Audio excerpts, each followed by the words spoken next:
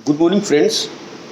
आज मंडे की मॉर्निंग है और हमें पूरा विश्वास है कि एक नए सप्ताह की शुरुआत आप अच्छे से करेंगे और इसके लिए हमारी शुभकामनाएं आपके साथ हैं। आज मैं कुछ विषय पर आपके साथ में बात करना चाहता हूँ।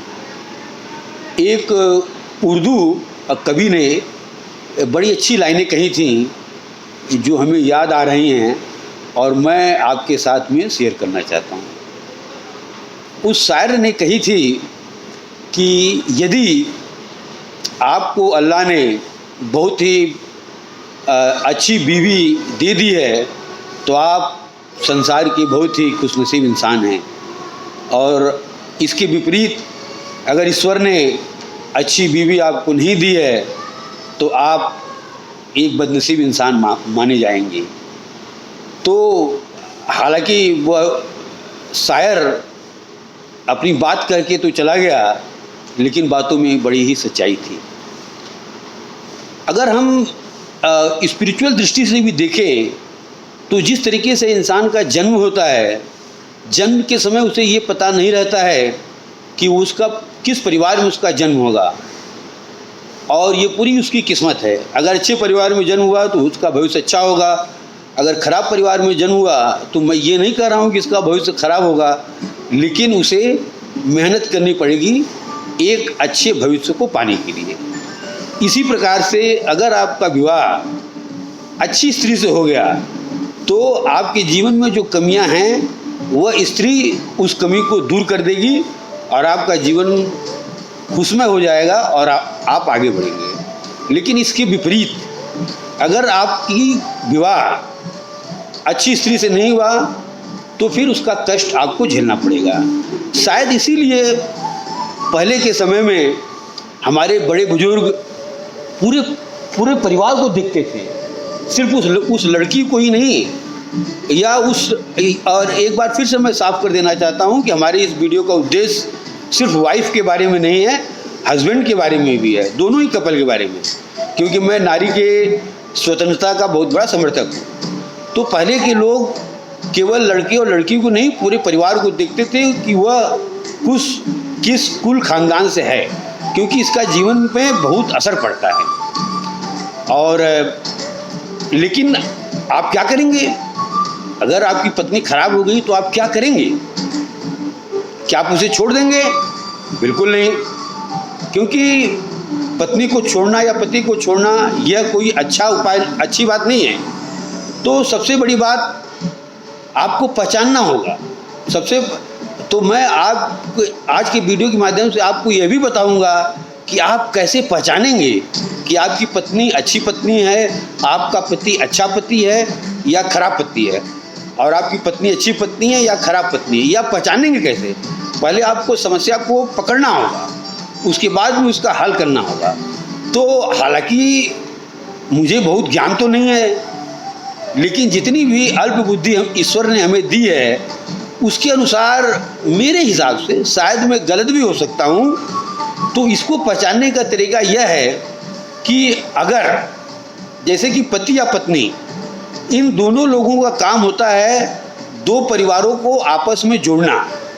अगर ये दोनों परिवारों को आपस में जोड़ नहीं रहे हैं, और अगर जैसे आप अगर लड़के हैं और अगर आपका ससुराल पक्ष के साथ में सभी लोगों के साथ में संबंध खराब है तो ये माना जाएगा कि वो पत्नी अच्छी नहीं है। अगर आपका ससुराल पक्ष के साथ में संबंध अच्छा है तो ये माना जाएगा कि आपकी पत्नी अच्छी है।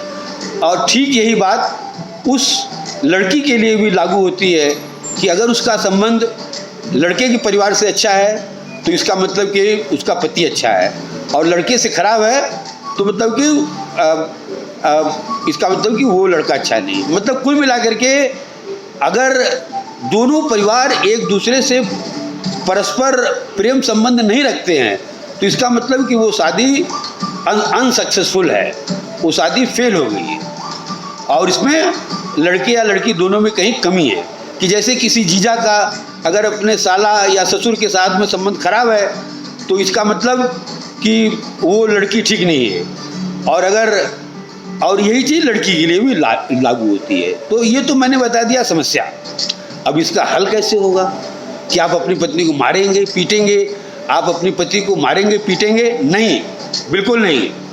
आपको यहाँ पर यह करना है कि धीरे धीरे करके अपनी बातों को उसे समझाना है कि कैसे व्यवहार करना चाहिए, और इसमें कटु बात नहीं बोलना है, प्रेम से। क्योंकि कोई भी इंसान अगर आप प्रेम से बोलेंगे तो आपकी बातों को समझेगा। और ऐसा होता क्यों, ऐसा कोई व्यवहार क्यों करता है?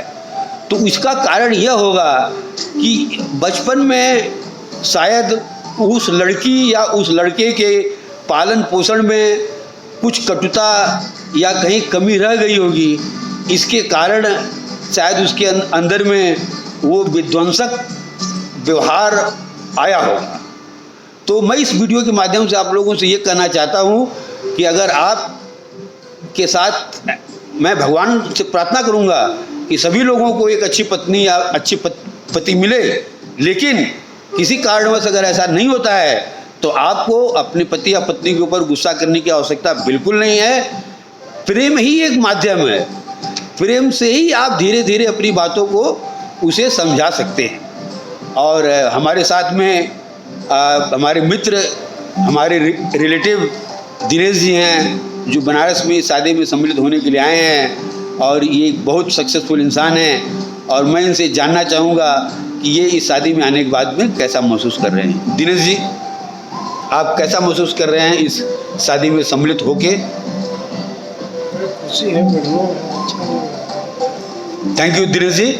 और हमारे और दिनेश जी दोनों लोगों के तरफ से होने वाले वर वधू को बहुत बहुत शुभकामनाएं। उनके जीवन में कोई भी परेशानी ना आए और भगवान करे सफलता की ऊंचाइयों को वो चूमे, और ऐसी हम प्रभु से कामना करते हैं। और इसी के साथ मैं अपनी वाणी को विराम देता हूँ। Thank you. अब एक नए मैसेज के साथ में आपके साथ फिर मुलाकात होगी। Thank you.